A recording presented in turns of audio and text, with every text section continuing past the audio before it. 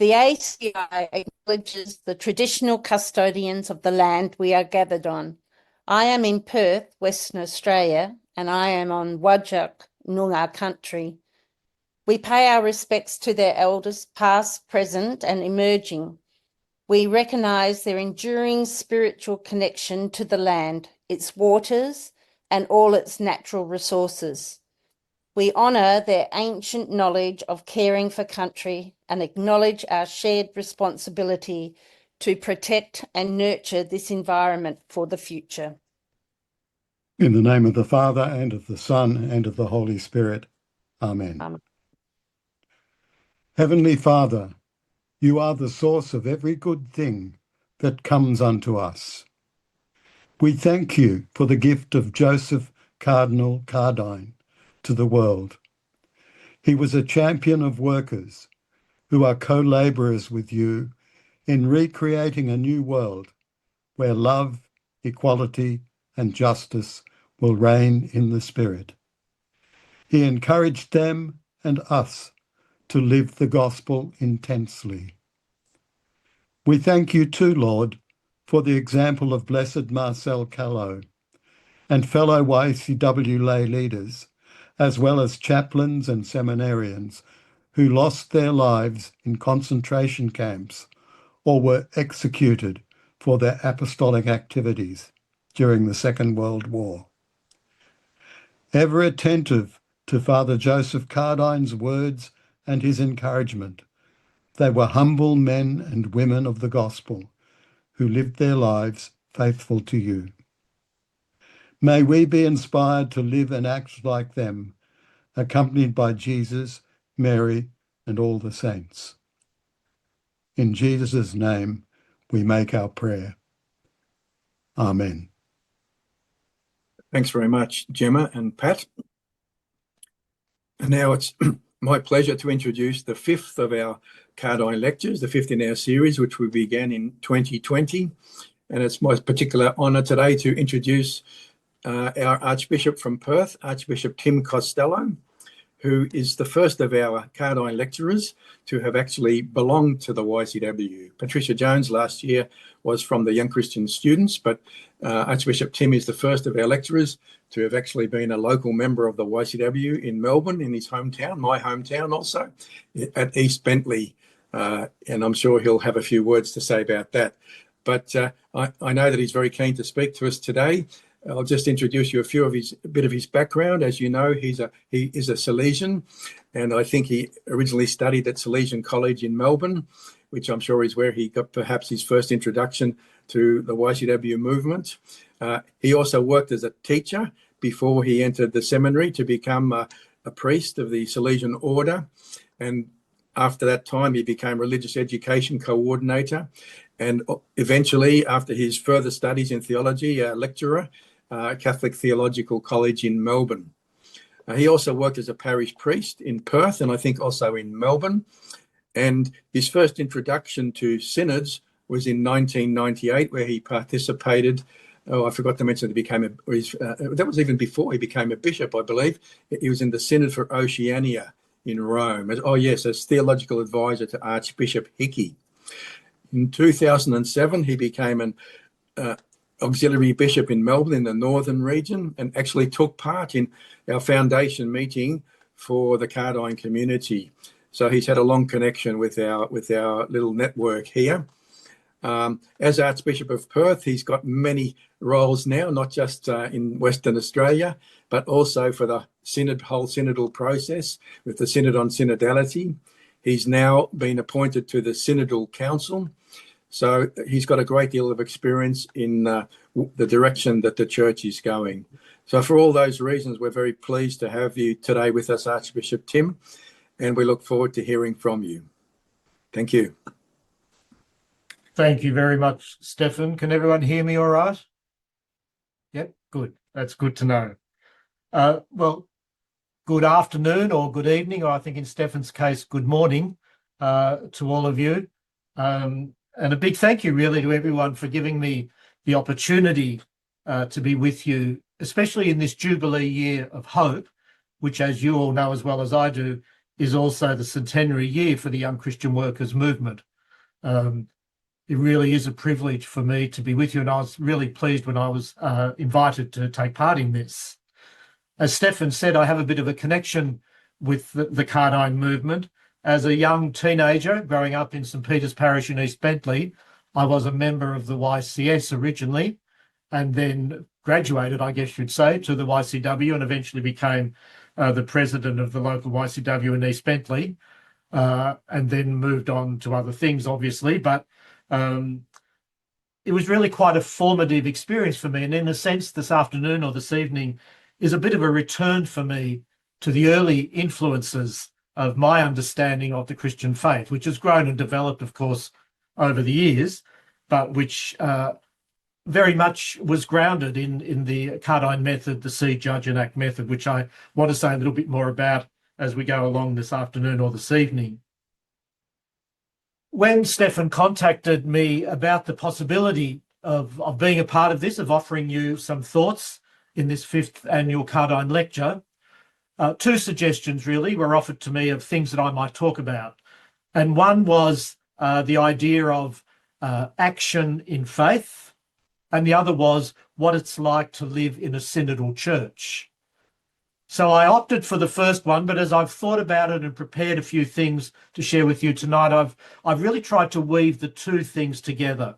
The idea of action in faith and faith in action, but also what it means to do all of that from a synodal perspective in a church which is learning to be more and more synodal.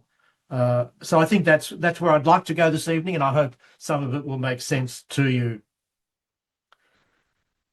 Because I think the theme of faith in action, action in faith, is very much tied to the theme of the recent synod.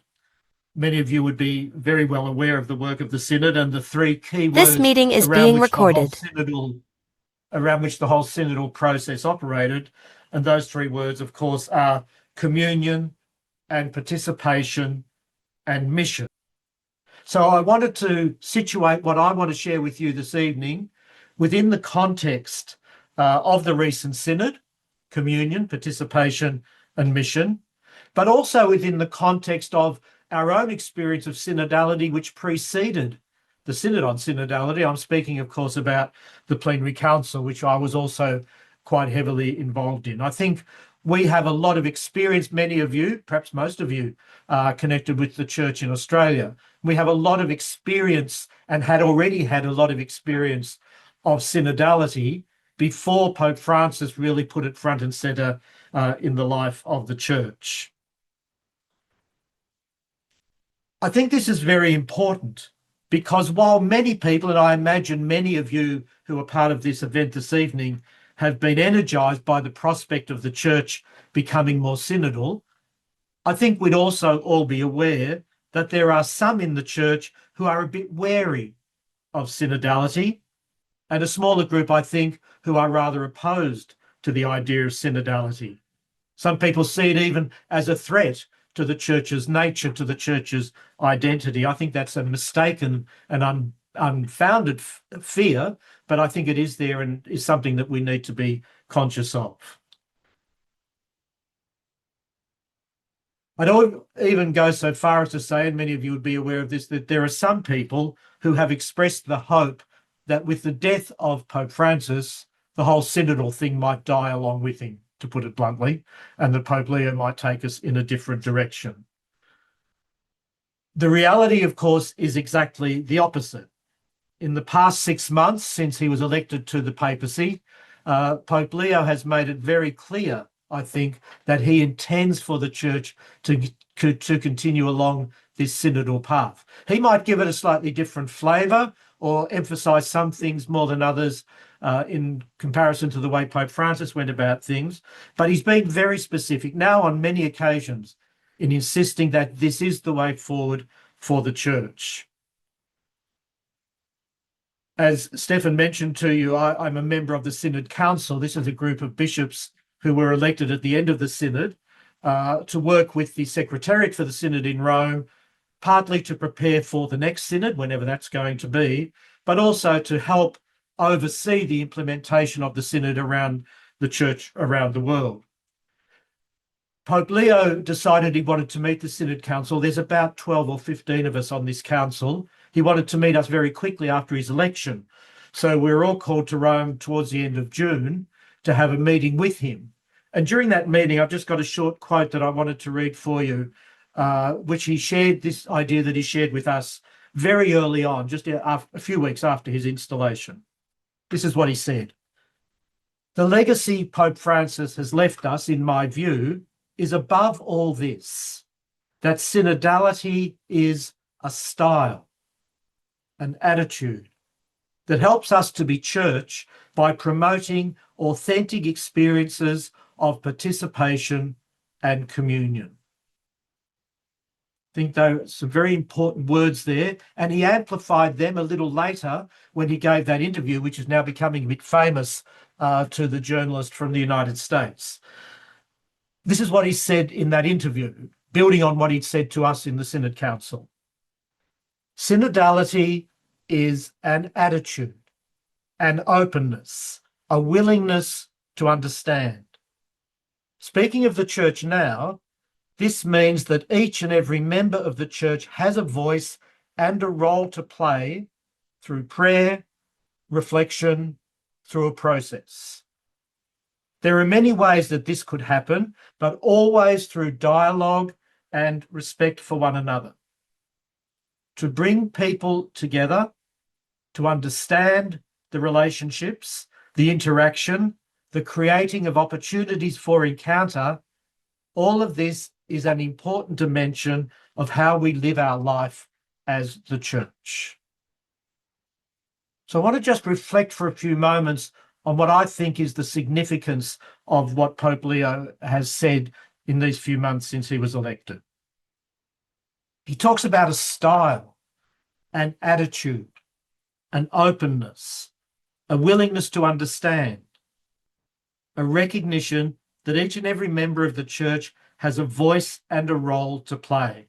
And he's identifying this as the essence of what a synodal church looks like and what a synodal church gives life to.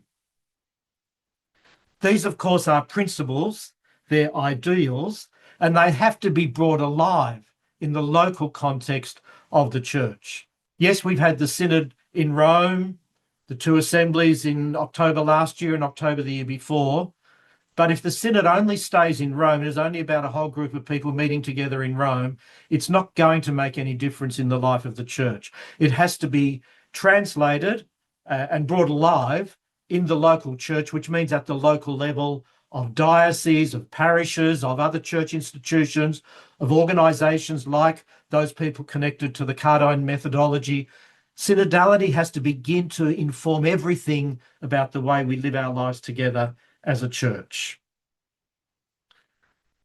Now, if it's all about communion and participation, it seems to me that this kind of church cannot be, or at least should not be, divided into active members and passive members, into those who give and those who receive, into those who act and those who are acted upon.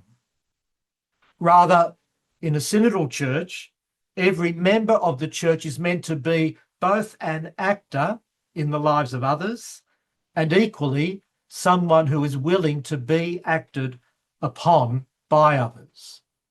And this is very important. I have to be ready to be an actor, to make my contribution, to get involved. But I also have to be prepared to receive from others. This is absolutely essential, I think, in the life of a synodal church. And another way of saying this might be to say that in the church, there is a mutuality, a mutual interdependence, which is at the heart of our identity. We depend on each other.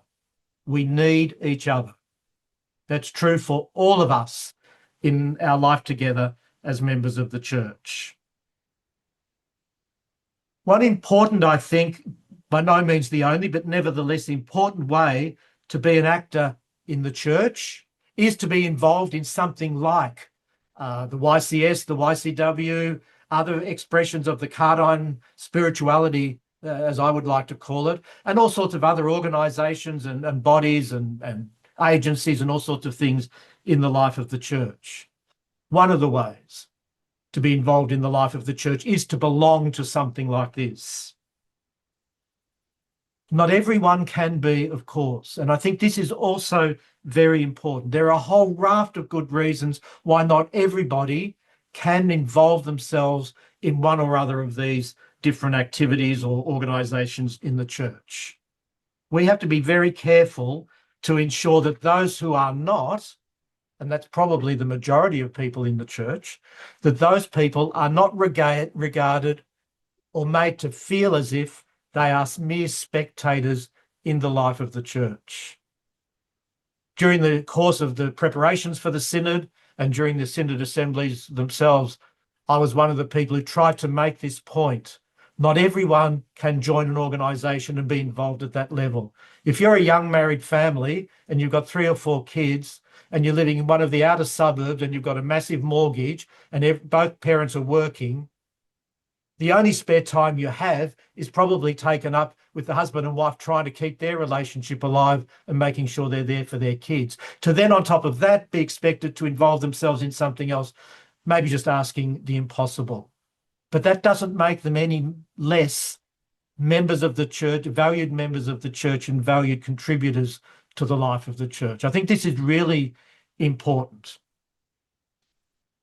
If we're not aware of this and if we don't think about this and take it to heart, we run the risk of making a mistake we've made so often in the church, which is to create this time a new elite class in the church. Maybe no longer the clergy or the religious, but this other elite class who are somehow or other regarded as the real Christians, the committed ones, and everybody else is regarded as a second-class citizen.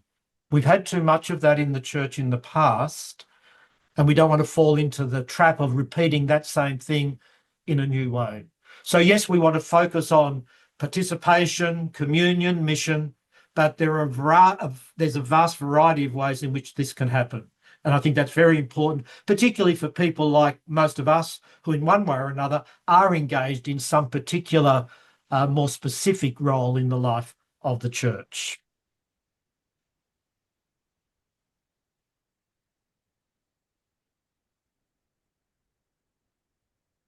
One of the things that this leads me to remind us of, and I think this is very important too, is that precisely because there are so many ways of being involved in the life of the church, we can also speak about a whole variety of spiritualities, a whole variety of ways of giving expression to the fundamental values of the gospel. And certainly for all of you, one of those ways is the see, judge and act methodology of the Cardijn spirituality that as I prefer to call it. It's a very important methodology. It's a very important spirituality, and I want to speak a little bit about it in relationship to the work of the Synod. But even we need to recognise that it's one way and a very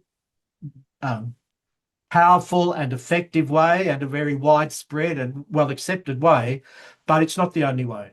And again, we don't want to create elites where we think somehow or other we've got a corner on the real spirituality of the church and those who see things differently don't quite get it in the way that we do. So these are just kind of introductory remarks, but I think these are very important things to say.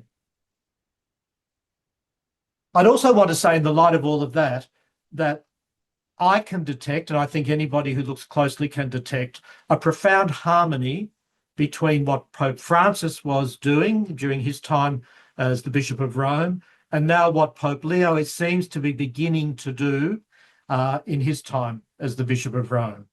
I think there's a real continuity between these two men, which I think is going to prove to be a great blessing for the church.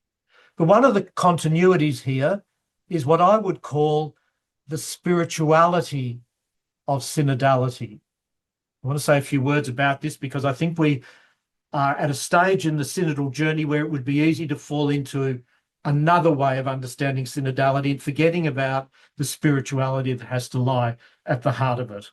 So the spirituality of the synodality, any of you who are familiar with the final document after the synod at the end of the Second Assembly will know that there's a big section at the beginning of the document which tries to spell out in some detail the spirituality of synodality. In fact, the whole first part of the document is almost a sustained reflection on the theological and pastoral and spiritual principles which underpin the Church's commitment to this synodal transformation. And we don't have time this evening to focus completely and solely on that, but I think it is important to acknowledge this because the renewal and the reform of the Church that so many people are looking for is exactly that. It's the renewal and the reform of the Church, the people of God, the body of Christ, the universal sacrament of salvation. All these theological terms are important. They're not just jargon. So we're talking about the renewal of this reality as it exists in the world of today. So not the restructuring of a profit-driven corporation, not even the restructuring of a charitable NGO, but the renewal of the people of God. And that needs to have a solid grounding in spirituality, not just in business practices or models of efficiency or those sorts of things, important though they are. We can certainly learn a lot from the wider world about this in relationship to the renewal that's going on in the life of the Church. But we always need to remember that we're talking about something quite different and something much deeper when we're talking about the Church. In the end, the renewal or reform of the Church that most of us are hoping for or looking for in one way or another, ultimately is going to have to be based on what I would call the logic of the gospel. There can be all sorts of other criteria that we might bring to bear as we think about the renewal of the Church, but in the end, it really has to be based on, as I say, what I call the logic of the gospel. And in my own thinking, as I've tried to reflect and develop this a little bit, I've even moved from talking about the logic of the gospel to the culture of the gospel. In recent years, there's been a lot of theological work done on enculturation.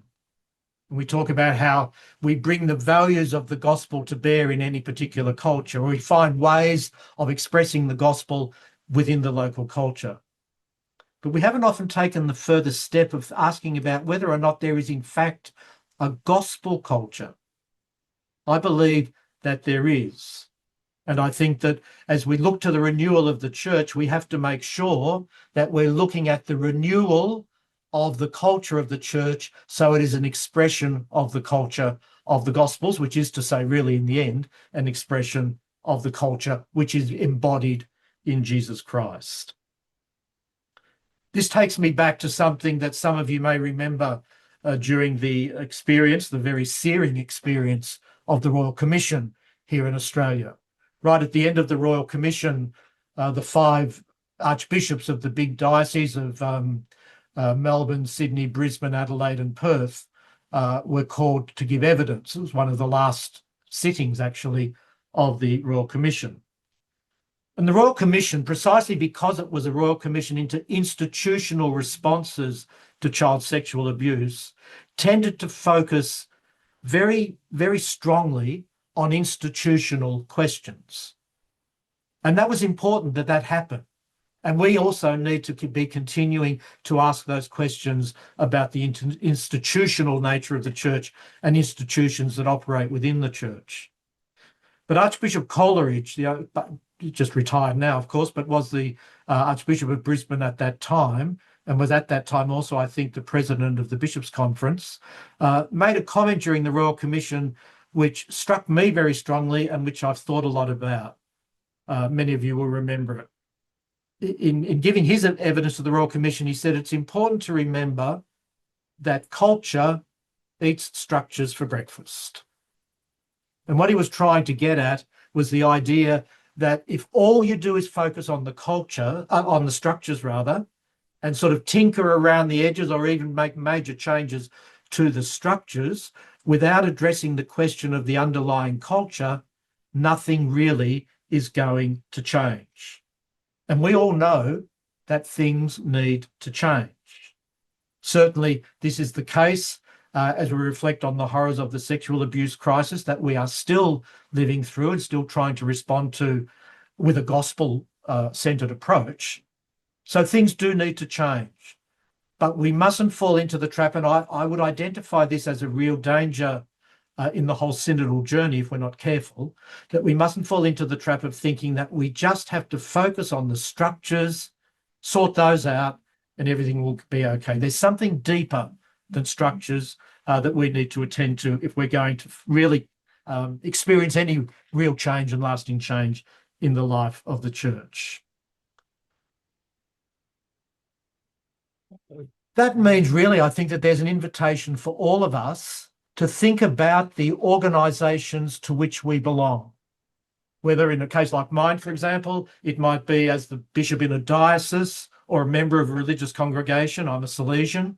Or it might be for many of you involved in the YCW or in other expressions of the Cardijn methodology, or whatever it might be. The church is an extraordinary manifestation of all sorts of different organisations and agencies and all the rest of it.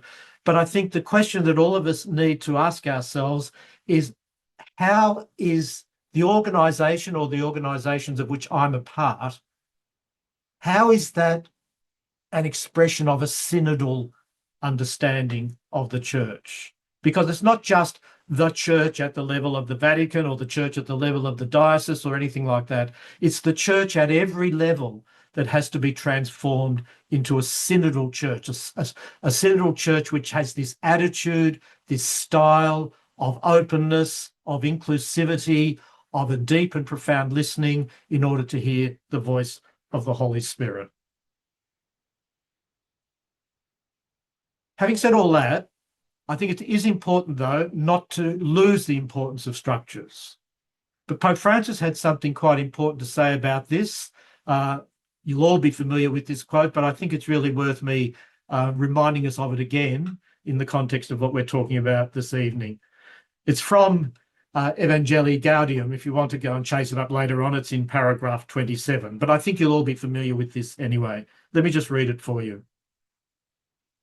I dream of a missionary option, that is, a missionary impulse, capable of transforming everything, so that the church's customs, ways of doing things, times and schedules, language and structures can be suitably channeled for the evangelization of today's world rather than for self-preservation.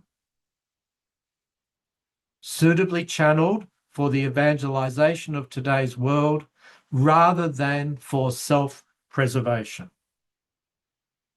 He goes on to say, the renewal of structures demanded by pastoral conversion can only be understood in this light, as part of an effort to make them more mission-oriented, to make ordinary pastoral activity on every level more inclusive and open, to inspire in pastoral workers a constant desire to go forth, and in this way to elicit a positive response from all those whom Jesus summons to friendship with himself.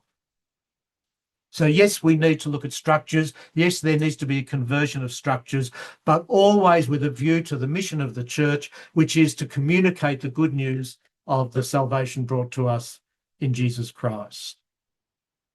This is all about what Pope Francis was so insistent on, and that is that the church has to be outward-looking rather than inward-looking. A church that spends too much of its time navel-gazing is not going to be a church which communicates much about the gospel of Christ to anybody else. So these are really important things for the church, but of course the church is the people of God. The church is the people gathered together in this webinar. The church is people who are called by God to be signs and instruments of his love in the world. So I think these are very fundamental things which are important for any renewal in the life of the church, any renewal in the life of organisations within the church, including all of those who are somehow connected with the Cardijn methodology, and any renewal in the lives of individual Christians. So I hope I'm not over-stressing it, but I think it's really a very important thing. So a synodal spirituality is an outward-looking spirituality. It's a missionary spirituality.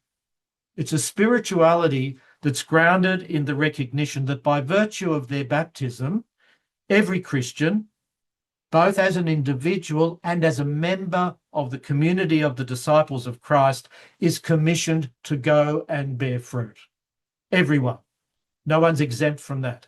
What that looks like in any individual person's case, or in any individual family's case, or in any individual religious congregation's case, or any other case, what that looks like will depend on all sorts of factors.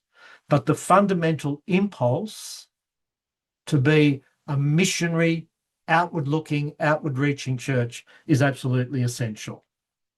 Pope John Paul II put his finger on this all those years ago when he had the Synod for Oceania, which I was lucky enough to be a part of.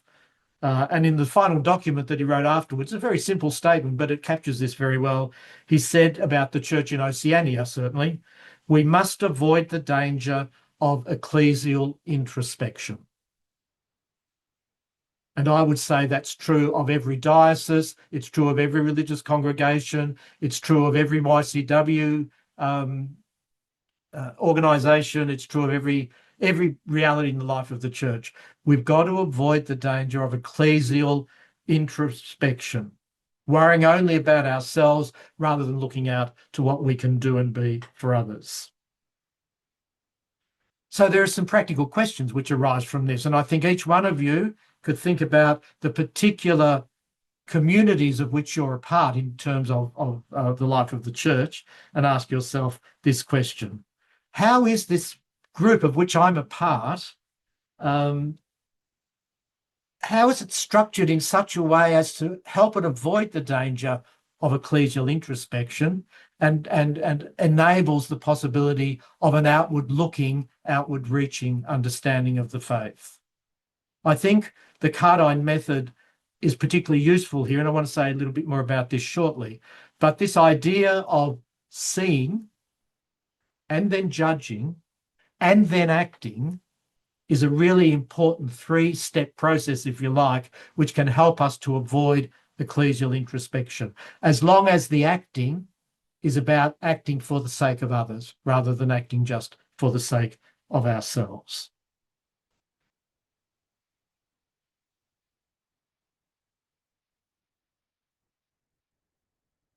I said a little bit earlier that this whole journey that we are now engaged in the life of the church to become a more synodal church is something that we're already rather familiar with in Australia, and we're familiar with because of our plenary council. I was fortunate enough to be pretty heavily involved in the journey of the plenary council. And I thought that in the context of what we're talking about this evening, a synodal style, if you like, what it's like to live in a synodal church or dream of a synodal church, it's not a bad idea for us just to spend a little bit of time returning to the experience of the plenary council. There are just a couple of things I wanted to say about the plenary council. Three things, really. I remember very well the first meeting that we had all those years ago after the bishops had decided that what the church needed at the time was a plenary council. It took the bishops a long time to come to that conclusion, I have to say. I won't go into the whole history of that now. But anyway, we eventually came to that view. And a small group of people, there was myself, Archbishop Coleridge, I think one or two other bishops, largely a group of lay people led by someone who many of you would have encountered during the journey of the plenary council, Lana Turvey Collins. We gathered in a retreat centre just outside of Brisbane for 3 days to try and begin the process of preparing for the plenary council. And one of the key issues that we had to decide was what is going to be the key question that we're going to ask people in the church in Australia to reflect on. Now, it might be a sign of what slow learners we are or something like that. It took us actually 3 days to come up with the question, and in the end, the question was very simple. But where we started and where we finished were very different from each other, because when we started, we broke up into groups and we, started sharing with each other. And the initial instinct was to say, well, we need to get people to say what they are hoping for in the life of the church, what they would like to see in the life of the church, maybe what they'd like to see changed in the life of the church, what they valued in the life of the church, all of those kinds of things. Those general questions were the ones that emerged. But none of us really felt as if we'd nailed it at that stage. And so we spent a lot of time discussing, reflecting on our own and in small groups. And what emerged over those 3 days was what I think turned out to be one of the most important moments in the journey of the Plenary Council. We realised that the question as we were framing it had something rather important missing. And the important thing that was missing was God. There was no reference to God at all in the question that we were beginning to frame for the Plenary Council. So as we thought that through a little bit more and talked about it a bit more, we came to the question which you'd all be familiar with. What do you think God is asking of the church in Australia at this time? What do you think? And the you could have been you, Tim Costello, or you, Stefan, or you, Mary, or whoever. Could have been you, this group of parishioners at the local parish. Could have been you, this group of religious in your community. The you could have many different manifestations, but the question was the same. What do you think God is asking of us in Australia at this time? And that just shifted the understanding of what we were trying to do, almost from an analysis of the situation of the church to a discernment of what God might be asking of us moving into the future. How successful we were in keeping ourselves focused on that question, I'm not sure. I think we've still got to reflect on the experience of the Plenary Council, and that will take us even more time than it has already. But I think the decision to put God at the centre of our discernment, of our reflection, of our discussion was really important. That's the first thing I wanted to mention, because I think in any renewal or reform of the church, if we don't remember that, then we've lost our way. Goes back to what I said before. I can't remember what I said before, but anyway, doesn't matter. So that's the first thing. The second thing is the methodology that we came up with. We called it spiritual conversations, you might remember. And I'm sure many of you were involved in the journey of the Plenary Council, so you'll be very familiar with the process. But just to remind people how it works, you have an issue, if you like, that you're trying to discern. And the first thing you do is you spend time in prayer. Now, that's different from starting with a quick prayer, rattling it off, and then getting down to the real business. Any of you who are involved in the Plenary Council, the first assembly you might remember was online because of COVID. The second was in Sydney. Probably a good half hour at the start of each day was set aside for what I think we can rightly call creative, meditative, thought-provoking prayer. That's the first thing. If we don't do that, if we don't create that atmosphere of an awareness of God and of awareness of ourselves as brothers and sisters, disciples of Christ from the very start, then we run the risk of not being able to hear the voice of the Spirit. But then we would have the process, you remember it, I'm sure, of the 3 rounds. Remember this? You have the first round where everybody gets 3 minutes to speak, and everybody else simply has to shut up and listen. You're not supposed to jump in and say, oh, that's a great idea, I really like that idea, or that's ridiculous, I can't accept that for a minute. You're just supposed to listen. And this is much easier to say than it is to do. That's the first round. At the end of that, you stop and you reflect. Then the second round is you go around again and each person says, in listening to all of you, this is what I heard. So you reflect back what you have heard from the others. And then in the third round, it becomes a more general discernment together of what is emerging. And Pope Francis would say, trying to determine whether a consensus of any kind is emerging, because if a consensus is emerging, that is it's no absolute guarantee, but it's a good sign of the work of the Holy Spirit. So that methodology of listening, repeating back what we're hearing, and then discerning together seems to me to be very similar to the Cardijn method of seeing not just with our eyes, but with our ears, if I could mix up my physical metaphors a bit, but seeing, then judging. So I've listened carefully and now I need to judge, to discern, to evaluate, and then coming to a point where we decide together, well, this is what we need to do. I think there's a profound harmony between the Cardijn method of seeing, judging and acting and the synodal method of listening. But one of the things we learned during the plenary council, and it became very important also in the synod, was the nature of the listening. And when I've spoken in other forums about this, I've spoken about what I would call non-defensive listening. Now, non-defensive listening is when I'm listening to someone else and I'm not already sort of working out in my mind whether that person is smart enough to be agreeing with me because I'm the one who's got all the right answers. That's defensive listening. That's already been convinced about the answer before we even start and just checking to see if everybody else is smart enough to realise it.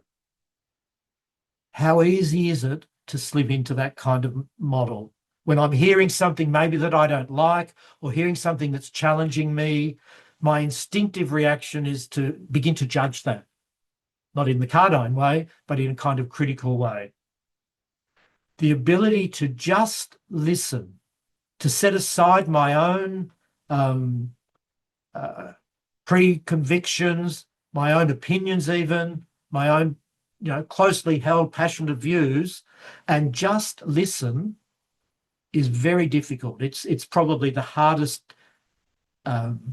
discipline, if you like, of the whole synodal method. And behind it, of course, is the idea that even if I hear something that challenges me or that I feel affronted by or which I don't understand, whatever, it's possible that there is something here that the Spirit is trying to say to me. But if I'm not open to it, I'm not going to hear it. So we're talking here about the whole notion of discernment. Being a synodal church is being a discerning church. Being a synodal church is being a church which is really focused on what we came up with as the question of our own plenary council. What do we think God might be asking of us moving forward? So that's the second thing that I wanted to say. And the third thing I just wanted to quickly remind people, I know time's getting away, but is what I wanted to say is don't forget the plenary council, because the plenary council in many ways anticipated the synod. I thought I would just remind you, I've got them here in front of me, of the 6 thematic areas for discernment which emerged out of the very widespread consultation of the Church in Australia that we did for the plenary council. Just listen again to these themes that emerged as the 6 key themes for the Church in Australia to reflect on. They were that the Church in Christ is being called to be missionary and evangelizing. Remember, this is all before the synod got underway, all before Pope Francis had written Evangelii Gaudium, all before all of this emphasis on these things had begun to emerge in the life of the church. In a sense, I'm saying we can pat ourselves on the back a little bit we were ahead of the game in many of these things. It just simply means that we were trying to be open to the voice of the Spirit. So a church that's called to be missionary and evangelizing, a church that's called to be inclusive, participatory, and synodal. Pretty well summed up by the notion of communion and participation, which are key parts of the synod. A church that's called to be prayerful and Eucharistic, the spirituality of synodality. A church that's called to be humble, healing, and merciful. A church that's called to be a joyful, hope-filled servant community. A church which is called to be open to conversion, renewal, and reform. These were the things that emerged out of our consultation of the people of God here in Australia, way back in 2019 and 2020. They're exactly the same things which emerged in the worldwide consultation for the Synod. Don't know if any of you remember, as part of the journey of the Synod, a document was produced which was called the Frascati document. It had the title, Enlarge the Space of Your Tent. That document was the fruit of the worldwide consultation, and all the themes that we'd identified in our plenary council were also identified in the Synod. I think, and I won't go on about it too much now, but I think it's worthwhile just reflecting on the what's the word I want? The coherence between where the church in Australia was and remains, and where the universal church was and remains, one coming from the perspective of our experience, the other coming from the synodal journey. I'm going to finish because I was only supposed to speak for 30 or 40 minutes and I've gone over already. So I just wanted to perhaps draw it all together by just saying a few words, if I may, about the whole idea of discernment. Because in the end, as I said before,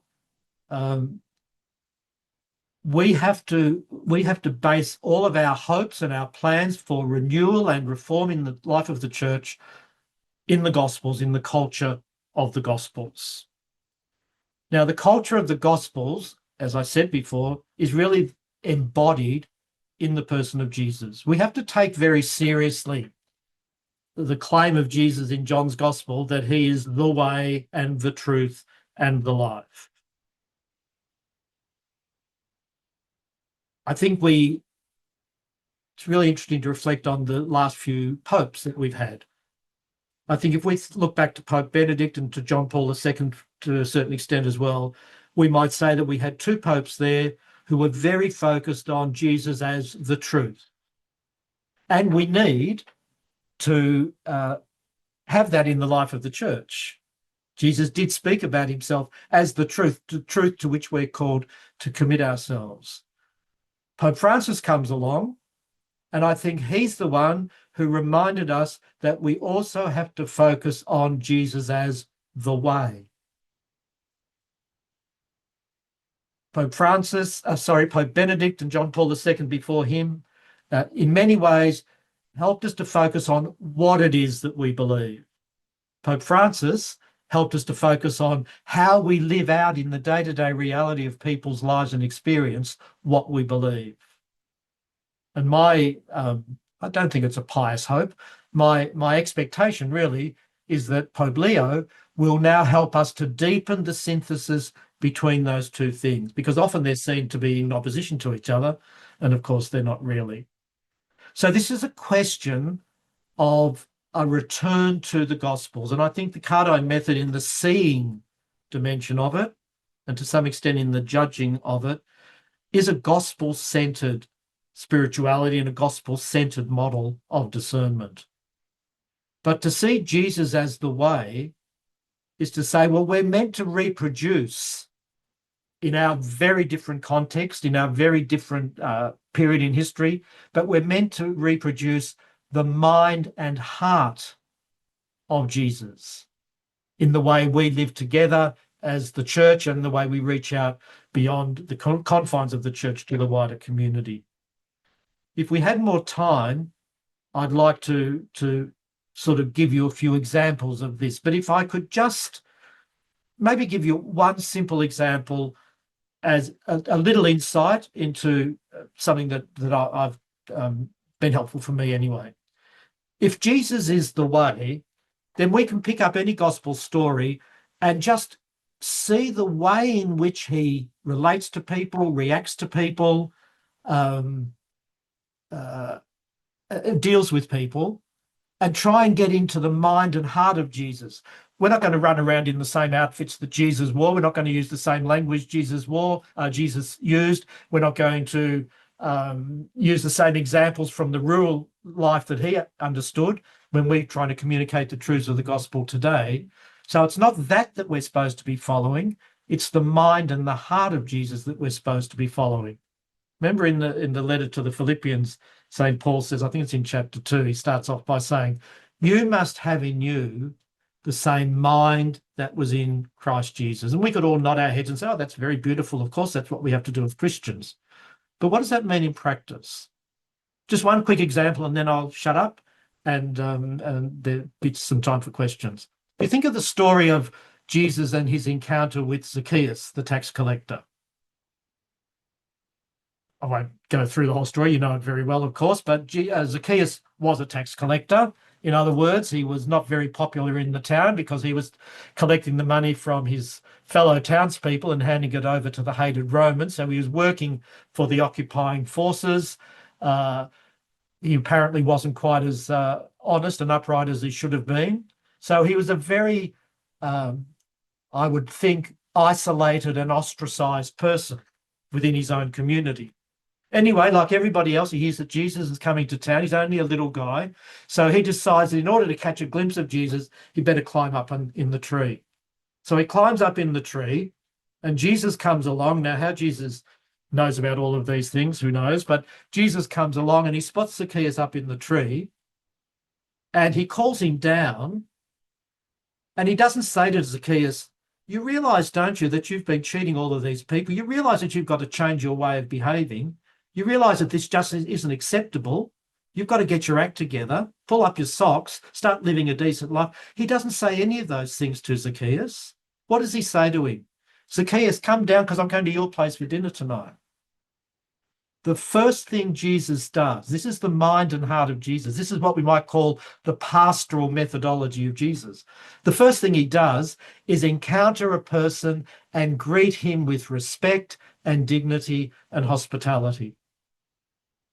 And then what happens? Without Jesus saying a word to Zacchaeus about the need for him to change his life, Zacchaeus immediately says, look, if I've defrauded anybody, I'm going to pay them back 4 times over. He changes his life completely. Not because Jesus corrected him, not because Jesus pointed out what a terrible person he was, not because Jesus did any of that, because Jesus welcomed him, accepted him, treated him with dignity. And for a man who was being ostracized and rejected by everybody else, what a marvelous experience of being accepted that must have been. Now, we could repeat that kind of experience or that kind of encounter many times over if we look through the pages of the gospel. What I'm trying to get at, and this is what I mean when I talk about the culture of the gospel, if we're going to see a renewal in the life of the church, we all need to begin to understand the mind and heart of Jesus better and begin to enflesh that in our own lives. Yes, it's right for us to expect the church leader, whether it's the bishop or whoever it is, to do it. But we shouldn't expect someone else to do it if we're not prepared to do it ourselves. This is a challenge for every Christian, every disciple. So I've kind of wandered around a little bit from where I thought I was going to end up this evening, but nevertheless, I hope some of this has made sense to you. What I've tried to capture is something of the energy and the excitement that a commitment to a synodal church can generate. We've already experienced it through our plenary council. We're experiencing it again at the worldwide level of the church. I've just come back from Rome, where I attended the Jubilee was called the Jubilee for Synodal Teams and Participatory Bodies. Seems to me there's a Jubilee for everything that moves at the moment. So I was there for this one. They expected 800 people, which would have been a big gathering.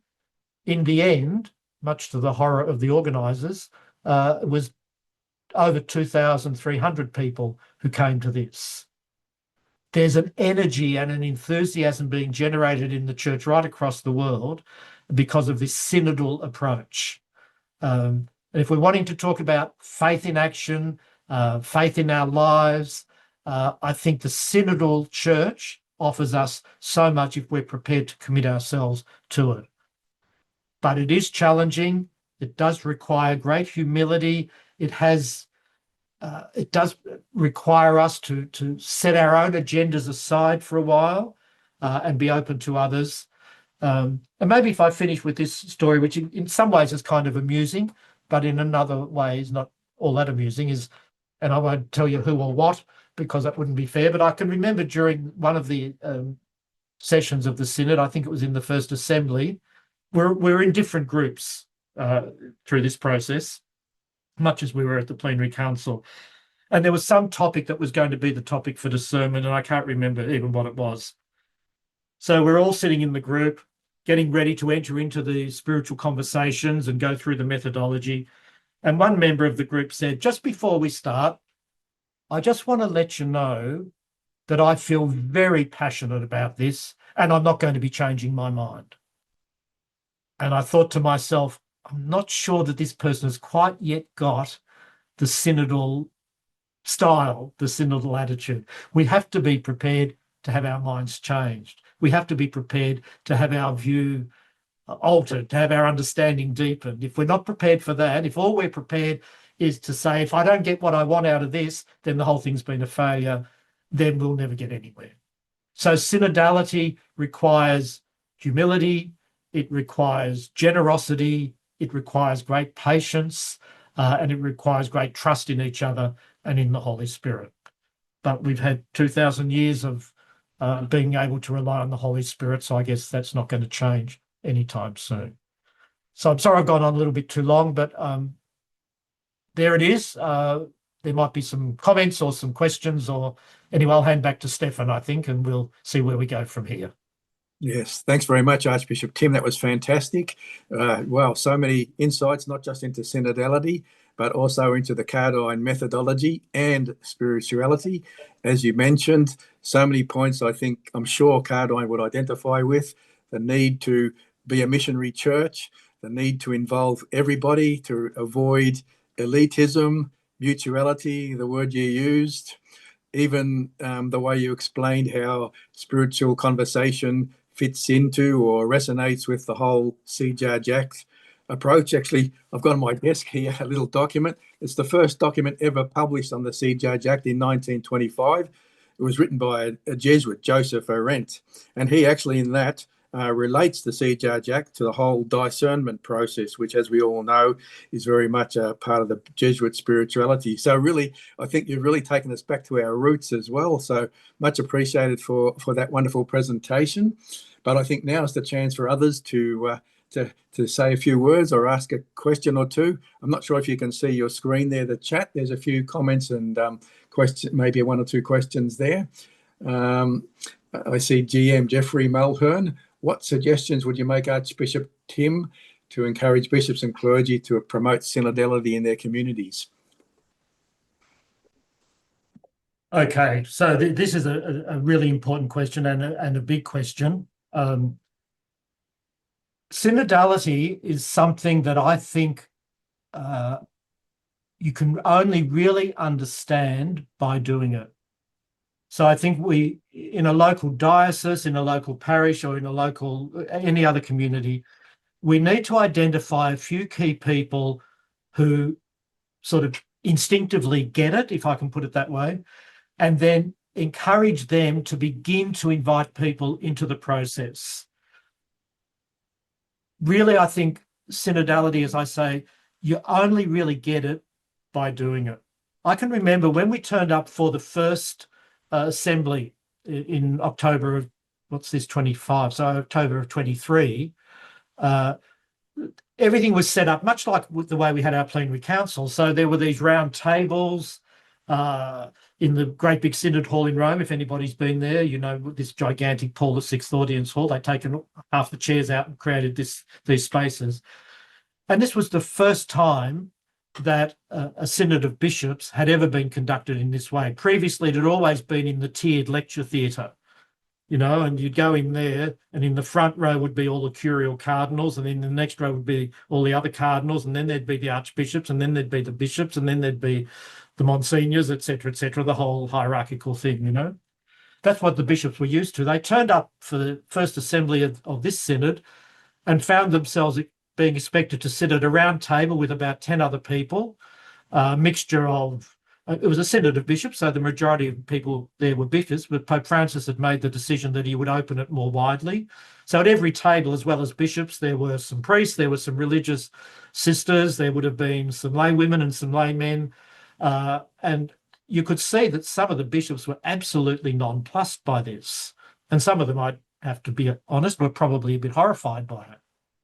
By the end of the first week, you could hear all around the synod hall and during the coffee breaks things like, well, it's obviously we can't go back to doing this the way we used to. Once they'd experienced this way of discernment, they didn't want to go back to the old way. So the point I'm making, I guess, is that it's only by doing it that people will get it. But for it to work, you're going to need to have some well-trained facilitators. At every table during the synod, as well as the members of the synod, there was somebody, often a religious sister or a lay woman, who was the facilitator, who ran the process, and who was, you know, comfortable enough to say to Cardinal Kafoops, Your Eminence, you've had your 3 minutes now. Please stop. We're going to move on to the next person. Some cardinals aren't used to being talked to like that, but that's you need this thing for it to work. It needs to be well organised. So my suggestion would be, if you wanted to get this going at the local level, identify a couple of people who either have had some experience or are willing to learn, get them trained up, and then begin to invite people. And gradually the word will spread. I don't know if that answers the question, but that would be my suggestion. All right. Well, I think that was a great answer. I'm sure there's much more to say, but great introduction. But to give another person a chance to say something, Annette, maybe you'd like to speak. You've got a comment there about how you follow the Pilgrim of Hope program. Would you like to say something about your concern? If your mic can be unmuted.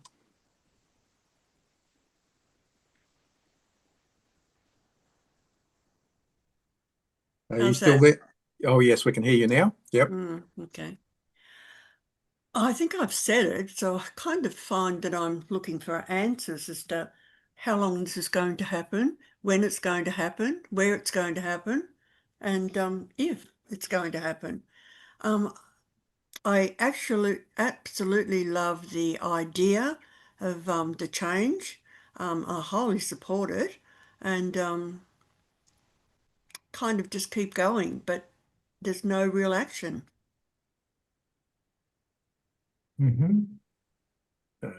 Okay. Have you got a comment on that, Tim? Maybe the way to another way to ask the question would be, how can we help initiate the process? Let's put it that possibly. Does that ring with what you're saying, Annette? Well, there's a lot of people who are willing to help. There's quite a few people willing to help. I'm more than happy to help, but it just doesn't seem to eventuate, like one meeting or two, and then people fall off. So it seems to be a constant invitation to come along to these faith circles or various other workshops that have been presented to us. I mean, there's so much information. There's so many people who are prepared, you know, to help with the information, but there's not too many participants. Okay, look, it's disappointing, and then I think in a way to hear that is the experience, and I'm sure that it is the experience in many places. I would have to say my instinct is, or my impression is, that synodality is taking root in different ways and at different levels, if you like, right across the country. I wouldn't for a moment want to suggest that here in Perth we've got all the answers, but I think, for example, one of the things I'd say is that you do have to have patience. Now, you know, You can't be patient Yes. forever. You've got to see some results. I understand that. But you do have to have patience because these things do take time. We took the decision here, and this is just a local example. Years and years ago, there was long before my time, there was a diocesan pastoral council here in Perth. And according to those who've been, I'm not from Perth, I'm originally from Melbourne, so I didn't have the background knowledge of this place myself. But from those who did, they told me that whichever bishop it was had kind of just let it die on the vine because it wasn't a productive experience. It wasn't a positive experience for people. Whether that's true or not, I don't know. So I eventually decided that the time had come to reintroduce a diocesan pastoral council. And of course, now the Synod is recommending, more than mildly recommending, very strongly recommending that every diocese should have a diocesan pastoral council. What we decided to do here was to first of all we've had 2 big diocesan assemblies, which were like mini versions, our local versions of a plenary council, where we just spent, I think it was just the day, but a full day, we just spent the day in small groups, following the synodal method, trying to discern what a diocesan pastoral council in a synodal church might look like. So we've done that over the course of 2 of these meetings with some time apart because you need time in between these things to reflect on what's happened. And we're now in the process of, there's this invitation that's gone out to the diocese, to the whole diocese, for people, if you like, to self-nominate for consideration for membership of the pastoral council. And a group of people, there might be one cleric in it, but it's mostly lay people in the diocese, have formed a kind of an interview panel to try and discern who amongst all of these people are putting their names forward, and we're getting a lot of interest, display the qualities that we would need in a diocesan pastoral council that is focused on discerning the future rather than deciding, whether we're going to have a parish ball at the end of the year or something like that, discerning the future of the diocese, discerning the pastoral plan of the diocese, discerning the pastoral needs of the diocese. So I think, what am I trying to say, Annette? I think I'm trying to say that it's happening, but it's happening in different ways and at different levels across the church. I think Australia's doing pretty well, generally speaking, in beginning the process of implementing the synod. Most dioceses, certainly all of the ones here in Western Australia, have had a diocesan synod or these diocesan assemblies like the ones we've had here. I know that's the case in many other dioceses. So I guess all I'd want to say is to be patient, but keep your eyes open for places where it is happening and maybe try and make contact with them. Yes. I do understand that it can be frustrating. I do understand that both the plenary council and now the synod, even more so, have created a sense of excitement and energy and also great hope for the future. People are looking for something now to happen. I'd go back to something I said earlier. What we've got to do is train ourselves to be a truly discerning people who are focusing on the right question. And that is, what is the Lord calling us into in our situation here in Australia at this time in our history? And to be ready to accept that through the process of discernment, it may emerge that what I had always presumed God wanted for the church may not be what God wants for the church. That's the challenge of synodality. It's a challenge for me, as it is for everybody else, to realise that just because I'm passionate about something doesn't necessarily mean that that's where God wants us to go. So it's a risky business, synodality. It's asking us to let go of our own deeply held ideas, at least for a time, so as to be free enough to hear what the Spirit might be asking of us. That's not easy. So, no. Thank you very much for that advice. Thanks, Annette. All right. And the Spirit sends me on the trail of social justice, so that's sometimes a bit confronting, I suppose. Well, yes, well, I think I know what you mean. Could you just say a little bit more about what you mean there? Well, I have lived experience of diversity, and I've been trained that way, and that's where I suppose my gifts are, making a difference to people, you know, from different backgrounds and different values and so on.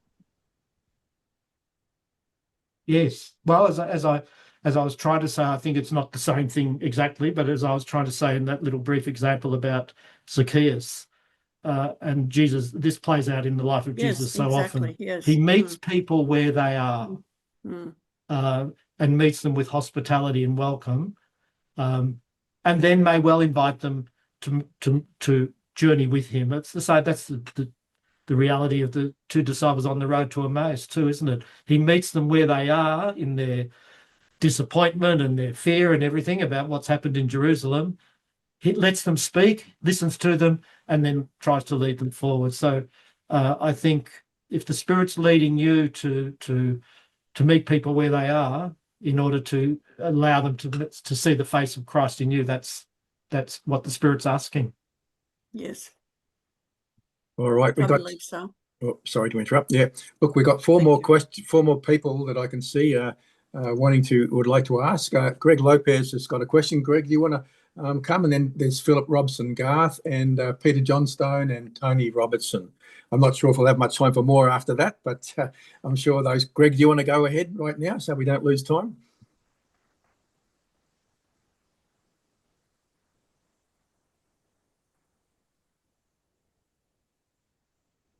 I'm not sure if you're there, Greg, but the question's in the chat. I'll read it. Could the Archdiocese invest in developing the skills to promote synodality, the doing within Catholic structures and agencies, schools, seminaries, parishes, etc.? Very, very concrete question from Greg Lopez. And is Greg asking about the Archdiocese where I am, or? He is in Perth, Greg. I'm not sure where he is right now. Do this? He might be back at work. I'm not sure where he is. But anyway, he's put that question in the chat there. Yeah. Yes.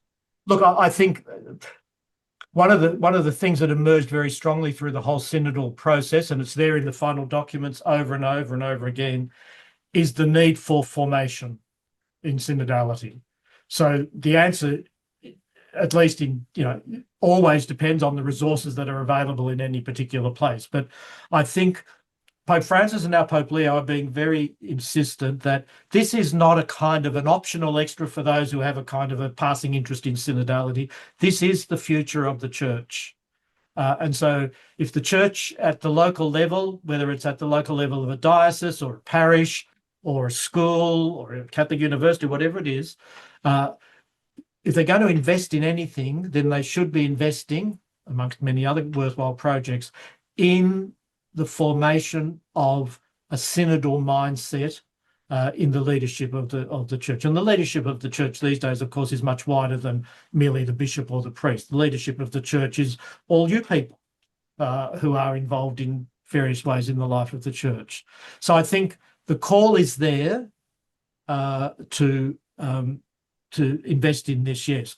Remember that one of the most extraordinary things about the synod was at the end, on the very last day, the last thing we do in the synod is to vote on the final document. And then once the voting has been done, the document is entrusted to the Holy Father, and the custom in the past has always been that he receives it, he takes it away, reflects on it, and then writes an apostolic exhortation or something that comes out 6 months later with his reflections on the synod. Pope Francis didn't do that. He announced at the end of the final assembly, after the vote had been taken, that he was now accepting the document as part of his official papal magisterium. So the document as it stands, as voted on by the members of the synod, has now been incorporated into the formal teaching of the church. So it's not an optional extra. It's not something that we can sort of thumb our nose at if we don't like it. It's part of what it is to be the church as we move forward. So the call is there for every level of the church to invest in this and commit ourselves to carrying it forward. Right. Well, I think Philip Robson Garth, would you like to pose your question? Because I think it flows pretty well right into what we're just speaking about now. So my question is that it all depends on the initiative of the bishop and the cooperation of the parish priests for something to start. Where that doesn't happen or is not seen to have happened, is there anything parishioners can do? Now, I also have a background with YCW in my youth, not in Australia, but overseas. And it really formed politically and theologically, you might say, my whole outlook and the method.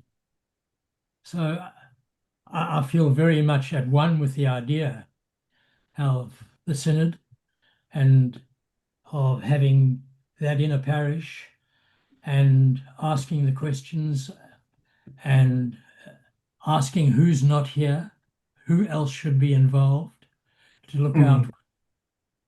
But I've got a group of 2 other parishioners and we're going through the document ourselves, but it's never been mentioned in our parish at all until a visiting priest came and actually mentioned it. And also you mentioned other things like Dilexite and that, which are all very relevant. And so that's the kind of milieu in which I live now. And so I don't know where to go from here. No, I'm not sure. I'm not sure that I know where to go from here as well. Look, I'd say just a couple of brief things. It's been recognised, not so much with the Plenary Council in Australia, but certainly in the Synod, it's been recognised that one of the groups that when I say we, those who were involved in the organising of the whole thing, one of the groups that we struggled to really enthuse about the Synod was priests. Now, I think we need to do a bit of reflecting on why that is the case. And there are no simple answers to that question. I'd be wary of any simple answers because things are always more complex. But nevertheless, it is the case that in some places anyway, priests are a little bit uneasy about this. Having said that, I'd also have to say that if you strip away all the language of synodality, you know, the sort of slogan sort of stuff that we're now speaking about all the time, I think a lot of us would recognise that, in fact, in many ways, many local parishes operated in this way anyhow. Many religious congregations operated in that way anyhow. Many bishops even operated, or some did, operated in that way anyhow. I don't think synodality is some sort of strange thing that's never been there before. So I would be looking for signs of life and hope around the place, but I do recognise that not every parish priest is fully committed to this. I think there are still some bishops in Australia who have some hesitations about it. I think it's one of those things that only grows, as I said before, you only get it if you try it. And once people try it, they tend generally to get quite enthusiastic about it, and the word begins to spread. Now, in a parish, it's very difficult if the parish priest isn't interested, but in many parishes, there are groups that operate in the parish, not without the knowledge of the parish priest, but without the parish priest's, intimate involvement and engagement. There's no reason why they can't begin the method. You don't need permission as a group of Christians to get together and begin to reflect and discern following this methodology of the Synod. It's gospel-centred.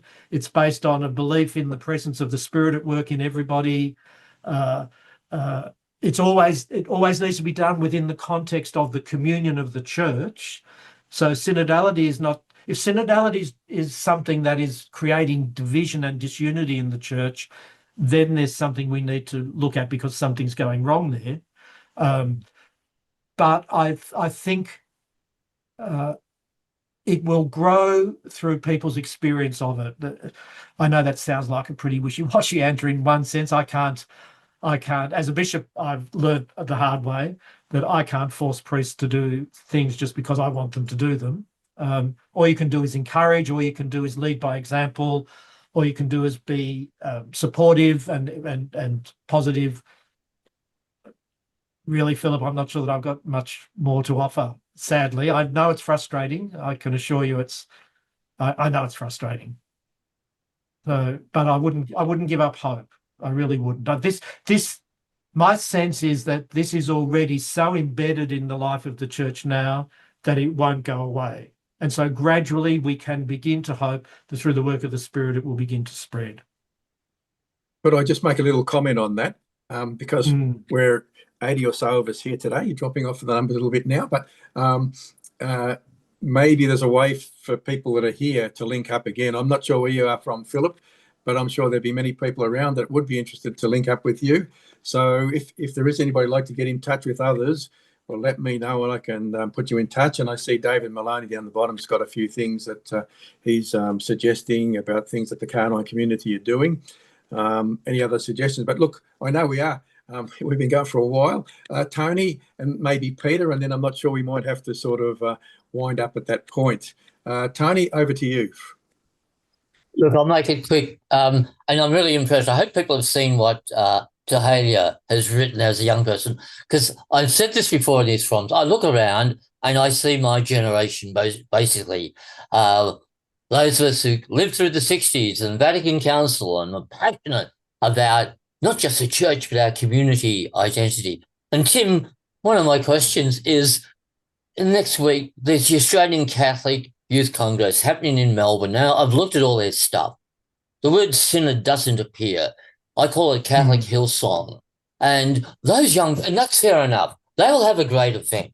They will go back to parishes that have no idea how to evangelize, support, or do the stuff, not even mentor and have a coffee, which Tahalia is suggesting. And I'm up for it. I'll have one with you. But Tim, this is the issue that, and we've seen it ever since Antioch. We've seen it in the youth movements where a great passion and interest, but they go back to parishes that have no way. And going back to the clergy stuff, the two most prominent Catholic clergy in social media in Australia are Rob Galea, a musician, and Sam French from Broken Bay, who deliberately describes himself as conservative, wears a soutane, and only talks about in-house church, never talks about synod. So, Tim, have you thoughts on, we have a cultural chasm in the church, and look around here, where do we have this conversation with the next generation? How do we mentor the next generation into this understanding of Cardijn spirituality and synodality? Any thoughts? Yep. I've got a few thoughts, but I don't have any answers necessarily. Look, I think the experience is mixed around the country. I certainly don't want to give the impression that it's paradise over here in Perth, not by any means. But I was very impressed that our youth ministry, off their own bat, decided that they wanted to create a youth council that would accompany the Diocesan Pastoral Council as a kind of a synodal experience for young people. And so we had a fantastic meeting towards some months ago now, but the fruit of it is that there's a big group of them going across to the Australian Catholic Youth Festival, but already going with a synodal mindset, and therefore it will be more than just a Catholic Hillsong. There'll be more to it than that. But this came from the young people, so it was their initiative. Now, we all know that the vast majority of Catholic young people, that is people who are baptised as Catholics, don't go near the church. So that's another massive problem. And that's probably beyond the scope of our discussions for tonight. But I think there are seeds of hope all over the place. And as I say, we had the last Australian Catholic Youth Festival prior to this one in Melbourne, here in Perth. And the timing was bad in one sense because we generated lots of energy and enthusiasm, and then COVID hit and shut everything down. So that was kind of put everything on hold. But nevertheless, it was out of that experience over here that this group emerged that have now come up with this fantastic idea of a youth council. They've had listening and discernment sessions where they get these young people together, about 60 or 70 of them there when I went to one of these things some months ago. And they do it as if it were a mini synod, So I think there's a lot of hope. And I think I don't want to sound Pollyanna Pollyanna-ish, whatever the right expression is about this. But I think we need to look for the seeds of hope. You know, we all know the problems and we all know the challenges, but there are seeds of hope as well. Yeah, one of the things that I do each year over here is I have a forum for all the kids in our secondary schools, the leaders. And they come together from morning and I give them a bit of input and, you know, we have question and answer and all that sort of stuff. The quality of these young people, and Perth's not unique here, the quality of these young people in our schools, for example, is absolutely fantastic, especially the leaders. And if we've got good staff in our schools and committed people who can mentor these kids and accompany them in this enthusiasm, there's a lot of hope for us. So I suppose I'm a bit of an optimist by nature, but I think there are seeds of hope, Tony. I don't deny the challenges for a minute, but I think there are seeds of hope. Great. Look, I better give Peter the opportunity to say a few words because he's been waiting a long time. And maybe then, because I see Talia has been mentioned and also got a couple of comments, maybe Talia, if you'd like to say a few words or comments or questions, you can be the last person. So Peter, over to you now. You're on mute, Peter. Firstly, Tim, thank you very much for a very heartening expression.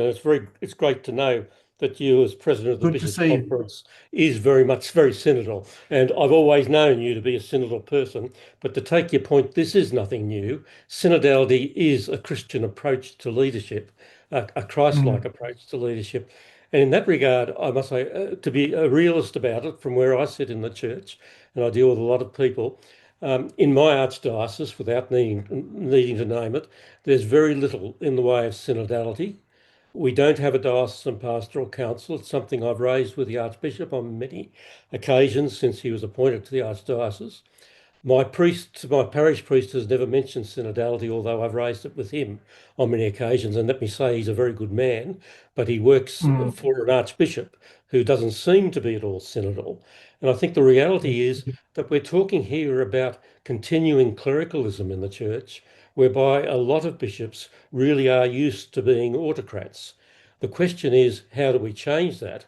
Because synodality is essential to the future of the church.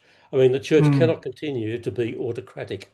I guess I want to make a positive comment that it seems to me the other side of synodality is that all the people of God have a very strong responsibility to express their views, whether in fact they're welcome or not. I'm not suggesting confrontation, but I am saying speaking up. And I think that's, to my mind, part of the duty of all of the people of God. And if we all recognise that, synodality will occur.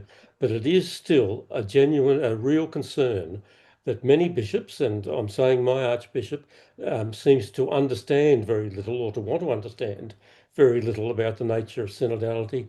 And the priests of the Archdiocese say very little. And very few people in the Archdiocese would actually understand synodality. Now, given where I started, that synodality, as you've indicated, is essentially Christ-like leadership, that's really very worrying. And I guess I just can't help but take the opportunity to say that to you as president of the Bishops' Conference, knowing how limited you are in what you can do about it. Yes, thanks, Peter. You'll be pleased to know, unfortunately, believe it or not, we had the Bishops' Conference last week. And I arrived in Sydney from Rome, where I'd been for the synod thing, on the Thursday night, I think, and on Saturday morning, as we were having meetings to prepare for the Bishops' Conference for the next week, I was diagnosed with COVID, so I spent the Bishops' Conference in bed. But that's just a preface to say that for the last 2 days of the Bishops' Conference, we reconfigured the settings so that it was round tables, a synodal style, and a synodal discussion style. So we're trying, it fits in with what I was trying to say before. You really only get it if you try it. And so even at the level of the Bishops' Conference, we're trying to help each other to experience it. And my feedback, I wasn't there because I was sick, but my feedback is that they found it very helpful. So that would be one thing I'd say. Look, I'm aware that not everybody is sold on this. As I said right at the start of my remarks tonight, there are people who are wary about synodality, and there are people who see it as a threat, not only to their own sort of position in the church, there are those people too. But there are people who have not yet understood the nature of it and fear that it might betray the church. So I think we need to listen to these. But as you're saying, everybody should be listened to. We need to listen to the voices of those who are nervous about it, as well as those who are enthusiastic about it. I think as you were speaking and I was listening to what you were saying, I was thinking, you're absolutely right. Everybody should have a voice and everybody needs to be listened to without confrontation. Sometimes that's inevitable, but what we're trying to do, it's why I stressed in relation to the plenary council how important the quality of the prayer, I don't mean gimmicky prayer, but the depth of the prayer at the start of each day creates a very different atmosphere. So I think we need to be people of prayer. You know, you expect me to say something like that, but I really believe it. If we don't have that, then we're not starting from a solid foundation. But I think every one of us has the responsibility to speak and the responsibility to listen, even when we're hearing something we don't want to hear. And we'll all, in the synodal journey, we will all hear things we don't want to hear. And the real question is, am I prepared to step back and listen on the basis that even if it's something I don't want to hear, there may still be something that the Holy Spirit is wanting to say to me through this encounter. So I think this is the discipline of synodality, which I think is very challenging and very difficult. But I don't, Peter, I don't underestimate the challenges at all. There are some bishops who are absolutely sold on this, and it's flourishing in their diocese. The new bishop in Bunbury, for example, Bishop George, is doing wonders down there in this regard. So there are lots of bishops who are very committed to it. Bishop Bennett in Sale, who's the vice president of the conference, he's another one who's very committed to these things. We've got lots of bishops committed to it. We've just got to work hard at helping the others. But I'd just also add, as I said before, Pope Francis, with the decision he made to just make the final document part of his magisterium, and Pope Leo, who's insisted that this is the way of the church into the future, are telling everybody, including the bishops, this is not a take it or leave it thing. This is the way forward. And if you have a chance, if you're interested in this side of things, and you go back and look at the document, there are some very clear guidelines, if you like, they're probably stronger than guidelines, for leaders in the church, whether they're bishops or principals in Catholic schools or, CEOs of Catholic hospitals, whatever it is, where leaders in the church are expected to listen in a synodal style. And if and when they have to make a decision that isn't necessarily what the majority of people are looking for, they have to be prepared to explain why they haven't been able to accept that part of the advice they've been given. So these are dimensions of that are there in the document. They're part of the way forward for the future. Now, not everyone's going to follow them straight away. Yeah. But. Can I just add quickly, Tim? The church is much better at saying things in documents than actually following them through. It is not just the way of the church for the future. It is indeed Christ-like. And the church has been in the wrong direction in the extent to which it's dependent on an autocracy. I guess that's the point I want to make. Yeah. Right. Thank you. You and I would be on the same page, Peter, in saying that in the end, as I said, I think before, in the end, we have to take Jesus seriously when we say he is the way. Tim Costello's not the way. Peter Johnson's not the way. Stefan's not the way. Jesus is the way. It's his way that we've got to be sure we're following. And that's the challenge of synodality. But yeah, thanks. Thank you very much, Peter. Did you want to say a couple of words, Talia, on your comment? Sure. I feel privileged to, so thank you. I'm just an ultimate Cardijn nerd, really. But if I could say so much, and I would love to talk to anyone anytime. And Stefan, please always, if people want to talk you have my contacts and people are welcome to have them. But I guess as someone, I didn't grow up in the church and became Catholic last year, but I think this practice of synodality was the thing that intuitively drew me into this space. And I guess my experience with the church was through through YCS. And I remember that just being a deeply, I have the language of like synodal now, but I loved that I could dialogue with people without judgment, or we could take a moment to sit and discern, and I was listened to and mentored and challenged, not just given a platform for an opinion. I was asked to think about what I was saying, and then when I said it, people would back me because they know I've discerned. Like, I think we absolutely have the gift of being united because of the Cardijn movement. And I love what you said about there's no elitist, or we can't fuel that, because we've been a part of that for a little while. But we do have the privilege of being aware of young people in this movement. But it doesn't need to be, I think actually it's quite damaging if it's tokenistic.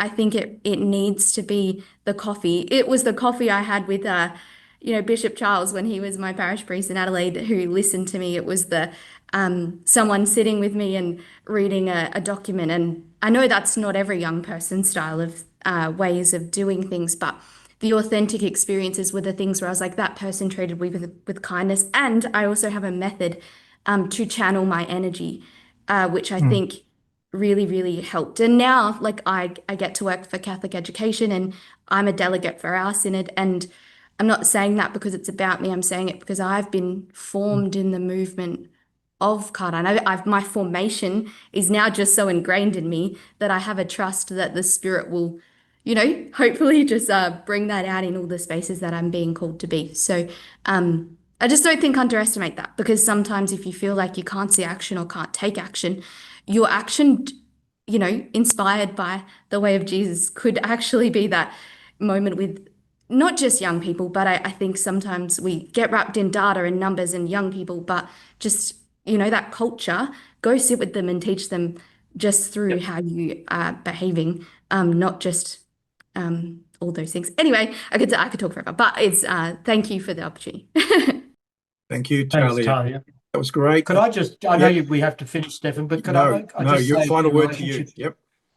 Yeah, just in relationship to what Talia said, it's really important for us to remember, and you're right, we can have all the jargon of synodality and we can, all of that. But in the end, and goes back to something that Peter was saying as well, in the end, if you look at the way Jesus operates, he encounters people. He builds relationships with people, and he builds relationships with people by starting with them where they're at, whether it's Zacchaeus up his tree, or the two disciples on the road to Emmaus, or the woman caught in adultery who's been condemned by everybody else. And what does Jesus say to her? Well, I don't condemn you. It's about the quality of relationships which are more likely, if you like, to draw people into the church, it's not about getting more members in the church. It's about drawing people to an encounter with Christ. It's the quality of relationships which is the most important thing. And, if that's sitting down and having a cup of coffee with somebody and maybe not talking about anything except, I don't know, what you watched on TV last night, but building relationships, I think that's a really important thing. I know here in Perth at the cathedral, just up the road from where I am at the moment, there's a group of young people who often come to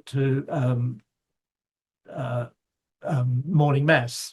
Now, I know straight away you think, well, that's not the majority of young people, but nevertheless, they come to morning mass. Well, the dean of the cathedral regularly invites these young people to come across to the cathedral presbytery, and there's a group of them, and I go when I can, and others go, and we just sit around for half an hour and have a cup of coffee and chat.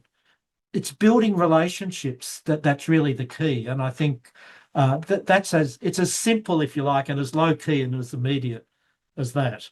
It's not the only answer, but I think it's a really important part of it. So, all right. Well, I think that's been a great conclusion, and really, I'd just like to thank you, Archbishop Tim. That's been, I think, a really synodal not just the Cardijn lecture, but Cardijn conversation that we've had.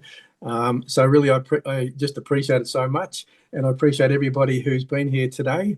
And I hope we can all continue the conversation in other forums. As usual, we'll continue these monthly webinars on different topics, and I hope you'll keep in touch with us through our newsletter.